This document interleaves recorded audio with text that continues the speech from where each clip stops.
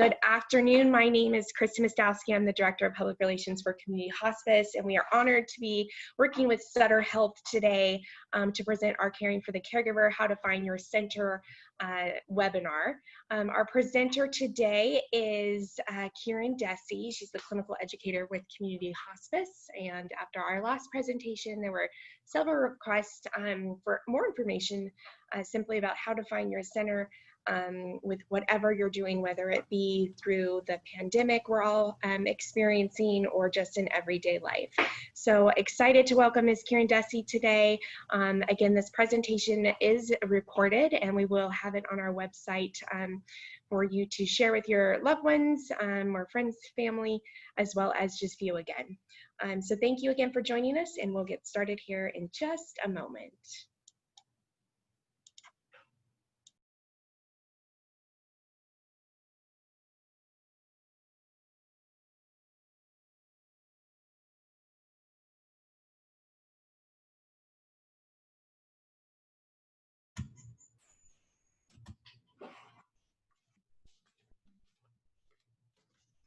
Hello and welcome.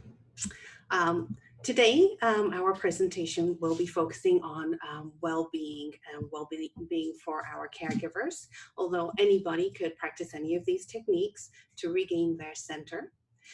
But first, let's really talk about what can cause us to lose our center. I'm sorry.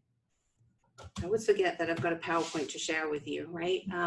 And it doesn't take much in this current world that we're living in. It's a brand new world, a world of technology, a world of COVID, racial and other just unrest. And the world that we encounter now is so much smaller than it ever was due to having so much wonderful technology that we can use. With just a click of the button, we can find out what's going on across the other side of the world. And having all this information keeps us connected, but it can also cause us a lot of distress. It keeps us updated on what's happening with COVID. It's constant, persistent news. We hear a lot about deaths. We hear a lot about isolation. We hear a lot about loneliness, a lot about fear of things that are unknown, but fear of going out. Now that our children are not able to go to school, fear of how are we going to manage and work and homeschool together, providing care for the people that we love now that we have children in our home, as well as trying to make sure that they are safe from COVID. All of these different things can cause us a great deal of stress, and over some period of time, we can lose our centers, right? We become more fearful, more stressed out, and then we can forget who we are, what we do, why we're doing it, and not be the best person and that we can be at that moment in time. So a lot of that can become a lot of negative self-talk, right? All of a sudden we hear all of these things and we talk about everything negative. And then we start to tell ourselves, because we feel the stress, that we're not good enough, perhaps, that what we're doing doesn't really matter because now we're doing it in a home setting. If we're in the health field, if we're a healthcare worker, often we feel that, especially if we're working in hospitals, that what we do, which is supposed to be saving lives, which we seem to be failing at times, that can really deeply take effect inside of us and really take us off center, and we forget why we do what we do, who we are, and what the purpose of our caregiving is. So this can lead to lack of sleep, not eating well.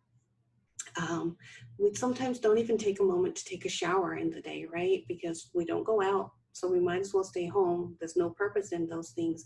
And when we stop doing those bare basic things that help us to be who we are and to keep us strong, we start to fall into this place where we lose our center. So now we know what the causes are. Let's talk about how we get it back. Well, let's talk first about really, who are we? Who we are matters. what we do matters, but what makes us the core of who we are, okay? When I ask that question to a lot of people, the usual answer is, well, I don't know, I'm mom, I'm dad, I'm sister. I don't really, we don't usually know how to answer that question. We talk about the roles that we play. And then we might talk about the work that we do. I'm a firefighter. I'm a grocer. I'm a nurse. I'm a homemaker. I'm a teacher, a janitor, a mail person. Whatever you do for a living starts to become a definition of who you are. What if we went a little bit further than that? What if we defined ourselves by what kind of a person we are, our attributes? What if we talked about me being compassionate, that I'm patient, that I'm friendly or honest, that I'm bold, that I'm spiritual, that I'm a child of God, or that I'm selfless? Often caregivers don't feel that they ever do enough, and they feel like they are a failure over a period of time because everything doesn't get done. But everything has a time and its place. Everything can get done. Sometimes we just have to break it up into chunks, right? We cannot be all things to everybody all of the time, but we can be everything for small periods of time. We can take a moment and we can be in the present, and we can provide for that person that's in front of us right now for the minute. And then when we're done with that, we can move on to the next task. And when we move on to the next task, we can give it all and then move forward, okay? We do not have to, though we put that stress on ourselves, we do not have to do everything in one day. Okay, so let's talk about what we can do to find some time for ourselves. When we say let's take a time out, most people laugh at me. Some people are like, have you lost your mind? I've got somebody I have to take care of right over here.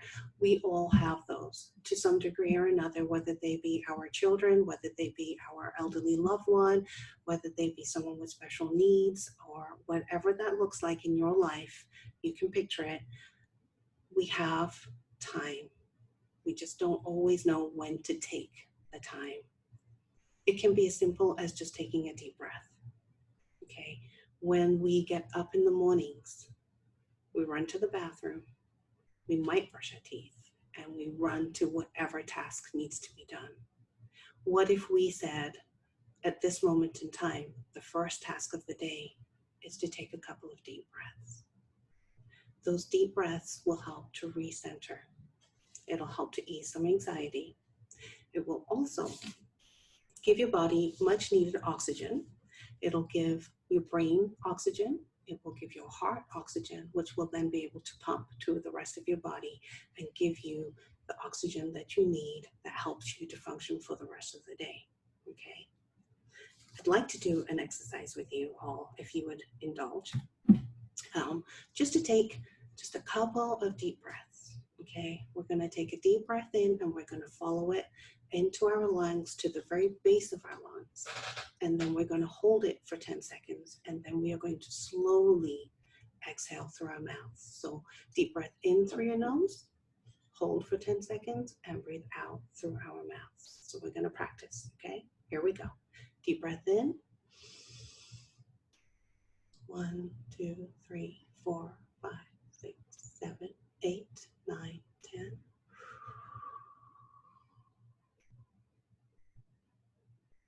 Deep breath in.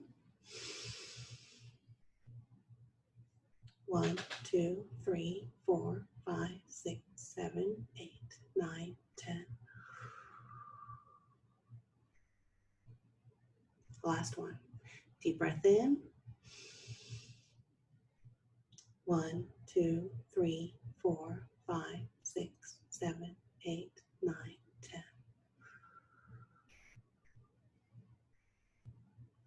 It's a wonderful technique. It relaxes your body, relaxes your mind, and is able to allow you to think about the next task that you might have to do. I'd like to take a minute and take this one step further with you. If you would so indulge me and just close your eyes for a minute and then take a deep breath in. But with each breath you take in, I want you to think about breathing something positive into your body, something that you need, something that will feed you as a person. For me, it's usually that I feel really tired in the mornings. And so when I take a deep breath, I will talk to myself about feeling awake and feeling strong and feeling vibrant. And when I take my breath out, I'm going to take away from myself those things that I do not need. Things like exhaustion, things like pain, things like negative self-talk, anything that I've put into my body that I do not need, that does not serve a good purpose inside of me. So with a deep breath in, I want you to really focus on what is important to you. I am loved. And with the breath out, think about what you hate, things that make you feel lonely. We're just taking that out of our system. I am wanted. I feel helpless. Deep breath in. I am gracious and thankful. I feel unkind and unworthy. And a few of those things. And the last breath in would be that you will take in what you need that will give you the strength for the day to move forward. Nature is a wonderful teacher. If you look at the way the trees are planted and they stand tall and they stand straight, but they serve a wonderful purpose. They take in our CO2, right? So the carbon dioxide that human beings breathe out is what they take in to grow.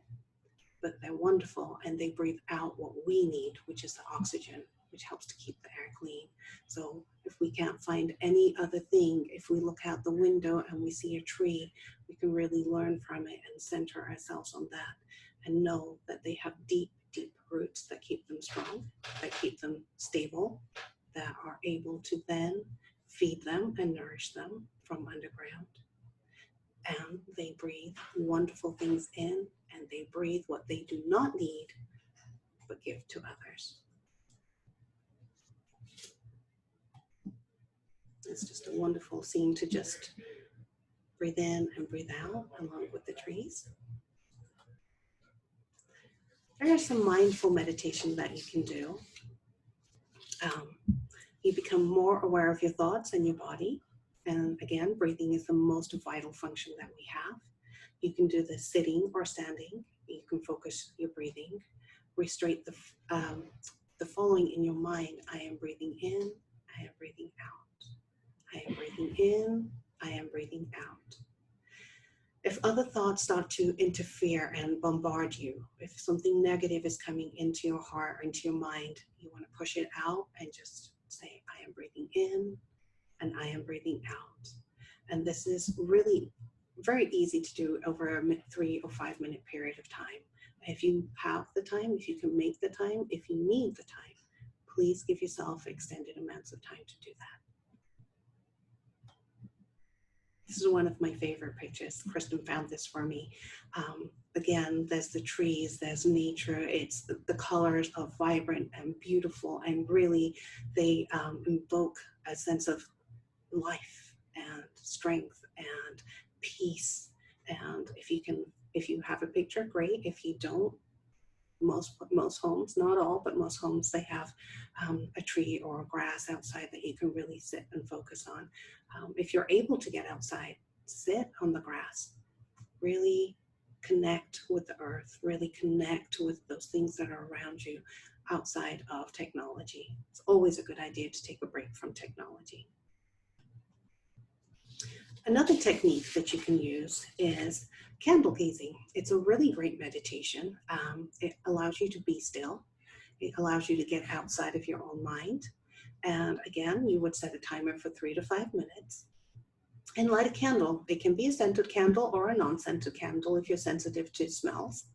And you're going to really close your eyes and keep the image of the flame in your mind. And you can imagine it flickering. And all your focus is on that light and what that light means to you. Does it give you warmth? Does it give you a sense of peace?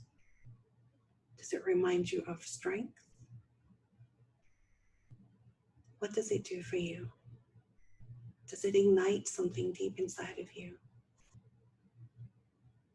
Does it remind you of who you are and to whom you belong? Every time that image goes away, you open your eyes briefly, you focus back on that candle, and then you close your eyes and you refocus on that candle and that light and its meaning to you at that moment in time. Another beautiful picture of candles that really ignites that thought of gentleness, of peace, of kindness, who we want to be, who we are, and really recenter who you are at that moment in time. Really all about perspective. As caregivers, we become very, very serious. We are wanting to control our environment because it's easier for us that way. But we want to work smarter and not harder, is what one of my bosses used to always do. So always used to say to me, rather, learn to work smarter. You're working really hard, but you can work smart and still accomplish what you need to accomplish without working too hard. So let's limit things like social media. Let's talk to our loved ones more, right? In this COVID world that we live in, we feel isolated, but we do have technology, phone calls versus video chats, right? Limiting that time with the screen. But sometimes it's okay to do that too. You need to see other people's faces. Share your concerns. Talk about what you're fearful about. Talk about what concerns you. Reach out to people and find out what other services there are that people that can support you. If we don't reach out, nobody knows we have a need, right? We cannot do everything ourselves all of the time. We cannot solely depend on ourselves, which is what caregivers tend to do. We feel like we're alone in this, but if you reach out, you'll be surprised to find out how many other people are going through the same things, and you'll find a common bond and you'll be able to talk about it. Laughter is wonderful medicine. We don't always have to be serious. There's a lot to be grateful for and a lot to laugh about. Remember the things that used to make you laugh. Find a joke. Find a sense of humor in the things that happen day to day. If you make a mistake, it's easier to laugh about it than it is to beat yourself up about it, but we choose to do the opposite. And I'm no different than everybody else. I do the same thing, a lot of negative talk, and then I have to pull myself together and be like, no. It's okay. It's okay. We can fix this. It's a minor detail. We can move on. Learning to enjoy things more. Even cooking can be a chore, gets to be old, but enjoying the meal once it's cooked. If your loved one that you're caring for happens to be bedbound, they may not want to eat. They may not have much of an appetite. They may not be able to come and sit with you at your dining room table, but we can take the food to them and we can sit with them and we can make this moment as normal as possible for them, right? So we can enjoy our time together. We can talk. We can still keep it social. We can offer them bites. They may take one, they may not. But we don't have to punish ourselves by not eating. Eating is important. You need the fuel and enjoyment of that food and the way that it tastes and the way the senses are really stimulated by these things is really, really important. Living life to the fullest. We feel trapped and we think there's nowhere for us to go, so I can't enjoy my life. But in the moment, at this point in time, what can we do that is fulfilling to us? If we have young children, what can we do for them? How can we spend more time with them? How can we give more and receive more when we interact and focus on that versus we're trapped?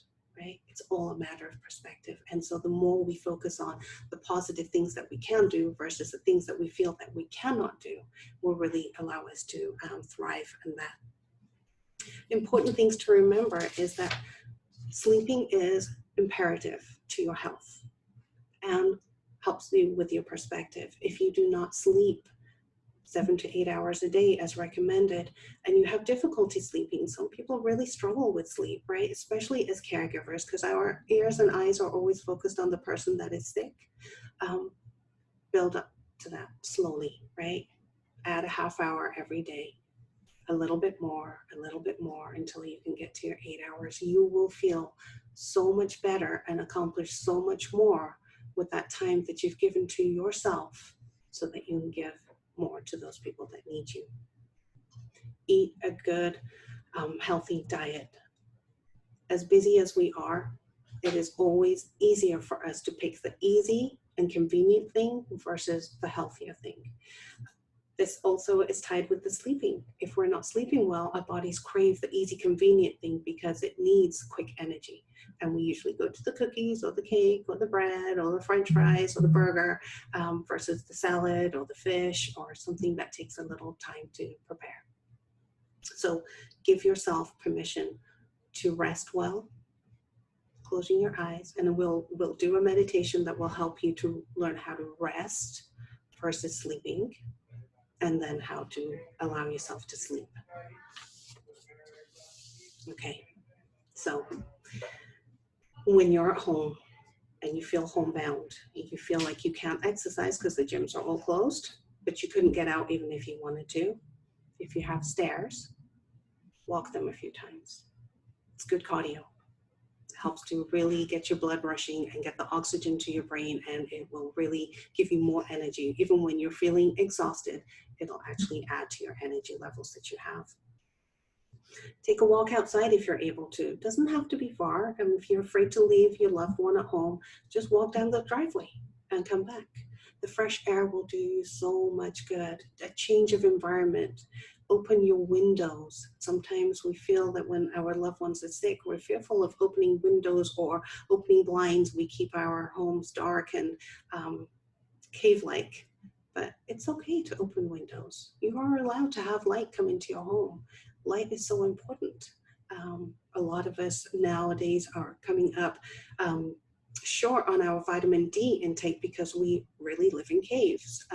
We do a lot of caregiving in the homes, and so we deny ourselves the sunlight that we need. So please open windows. Doesn't have to be in every window, but open your window, let the air circulate. It's allowable. Breathe easy, take deep breaths, accept what is there. The other thing that you can do to recenter yourself is really, if you're spiritual or if you're religious, reconnect with those people that will feed that part of you, right? For myself, I can't go to a church. I'm unable to, so I listen to Joyce Meyers. That's something that fills me. It completes me. It gives me what I need in nourishment. If you have a pastor or a friend or a spiritual person that is able to feed that with you, pray with you, talk to you, help study with you, make time to do that with each other. I know it's COVID and you can't sit together, but you can do it over the phone. You could take that time out and do it in your front yard with your masks on 6 feet away. There are possibilities, right? We want to be safe, but we want to still be able to find a way to connect and fulfill what we need.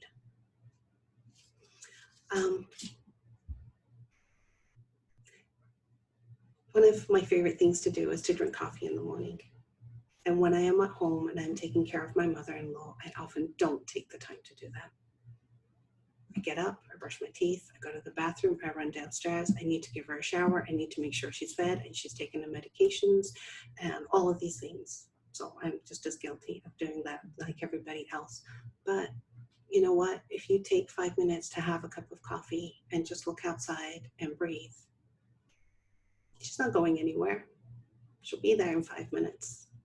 I can still do all those things, but I can also give myself that moment of pleasure that is going to allow me to function better for the remainder of the day and feel like I have fulfilled something for myself and not always give. Caregivers are givers. They are healers. And when we are overwhelmed, when we're tired, when we're fatigued, when we feel burnt out, we can't provide those same things. So it's really, really important that we fill ourselves with the things that we want to give to other people. We cannot give what we do not have. We have to first love ourselves in order to provide love to others. So remember, you have permission. Allow yourself those few minutes several times throughout the day. Everyone's going to need your attention. Just take a deep breath, do what you're doing, finish what you're doing, and then go take care of the task at hand. Finally, if you need a vacation and you can't get out, it's a wonderful meditation that you can do. And often I like to go to the beach. Sometimes I like to go up into the mountains, but most of the time I like to go to the beach, and most people will go to the beach with me. So our final meditation is going to be about breathing and getting away. It only takes a few minutes, so it's not something that's going to take you away from anything or anyone. Find yourself a nice quiet space where you are able to close your eyes for a few minutes and just deep breathe. And if you'll indulge me one more time and take a nice deep breath and close your eyes and just breathe. More times, and plant your feet into the ground. Relax your shoulders. And deep breathe. And follow that breath. And slowly breathe out.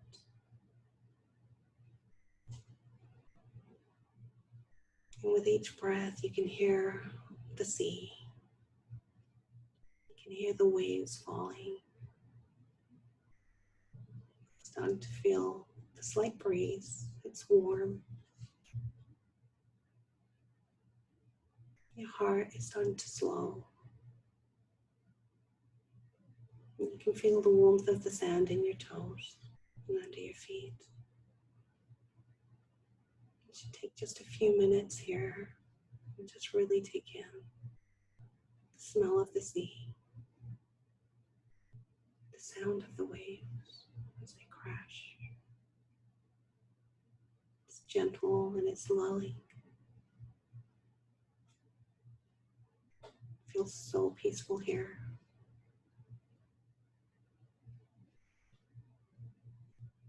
As you stand, you see a tree, just a little bit of shade. I'm gonna walk over there. Just enjoy the way the sand feels on our feet and our body, how we sink in. And sit under that tree for a minute. Lean up against it. And feel how it gently supports you back. And you just continue to breathe nice and easy. And in the distance, you can hear the seagulls. But mostly you're focused on the waves. And as you start to relax, your hands really just fall by your side.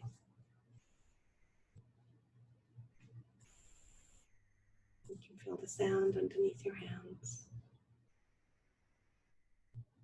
And just take a few more deep breaths.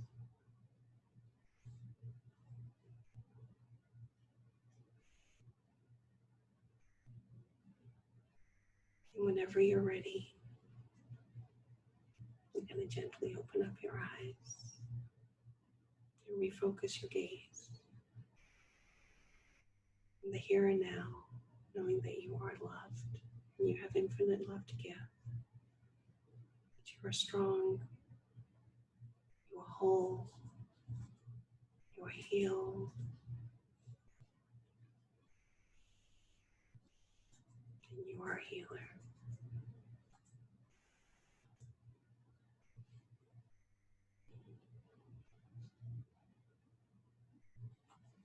I hope this presentation has been helpful to you. I hope that you're able to use these techniques to center yourself and find some space in your crazy life. And wish you all the very best.